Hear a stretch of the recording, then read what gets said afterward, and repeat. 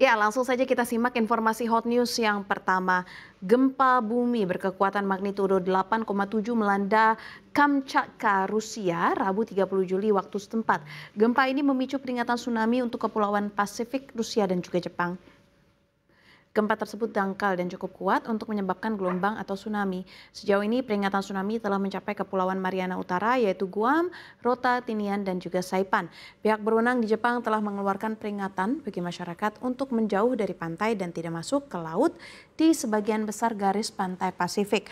Gelombang tsunami setinggi 1 meter diprediksi akan menghantam Hokkaido, pulau paling utara Jepang pada pukul 10 waktu setempat dan kemudian bergerak lebih jauh ke selatan antara pukul 10.30 dan 11.30.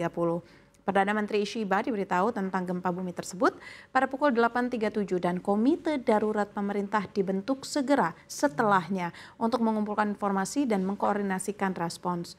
Jepang telah meningkatkan seluruh infrastruktur deteksi, peringatan dan juga respons bencananya setelah gempa bumi dan tsunami dahsyat 2011 silam.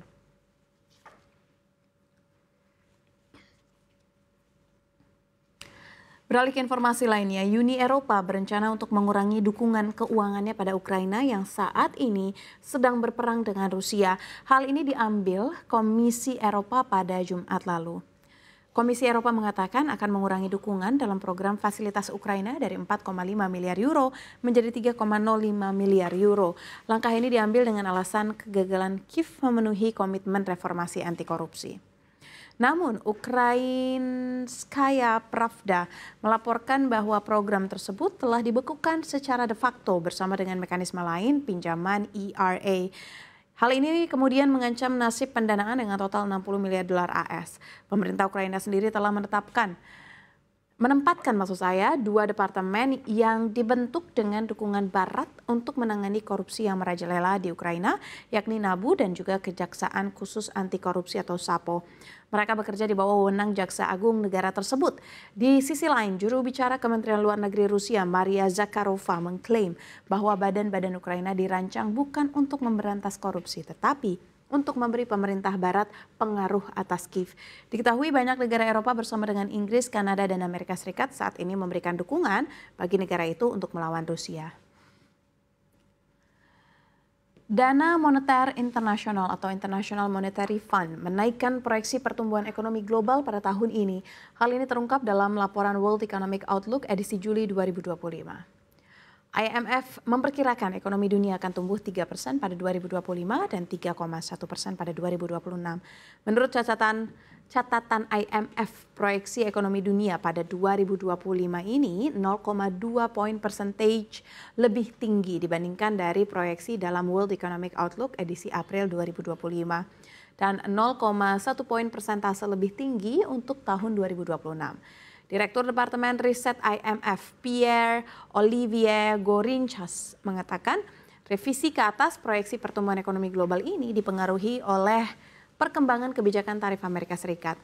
Menurutnya, penurunan ketegangan perdagangan yang moderat berkontribusi pada ketahanan ekonomi global sejauh ini. Seperti diketahui pada April lalu, Amerika Serikat mengubah arah kebijakannya dengan menunda tarif yang lebih tinggi bagi sebagian besar mitra dagangnya. Di tengah kabar baik ini, IMF mengingatkan bahwa resiliensi saat ini tetap rapuh meskipun guncangan perdagangan mungkin tidak separah yang dikhawatirkan sebelumnya. Guncangannya masih cukup besar dan semakin banyak bukti yang menunjukkan bahwa guncangan tersebut merugikan perekonomian global. Harga batu bara kembali terbang ditopang oleh peningkatan penggunaan listrik di tengah kenaikan suhu udara. Merujuk Refinitiv, harga batu bara pada perdagangan Selasa 29 Juli ditutup di posisi $118 AS per ton atau naik 0,43%. Penguatan ini memperpanjang tren positif batubara yang terbang 5,1% dalam 4 hari terakhir. Harga batubara terus menanjak ditopang meningkatnya permintaan penggunaan pendingin udara yang dipicu oleh cuaca musim panas yang panas di sejumlah negara.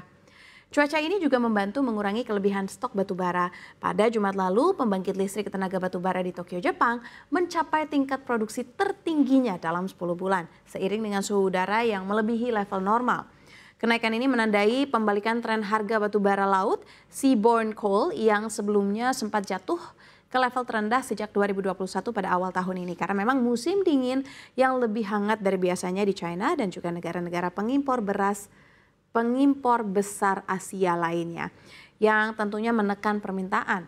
Namun harga saat ini masih 75% lebih rendah dibandingkan dengan puncaknya setelah pecahnya perang Rusia-Ukraina pada tahun 2022.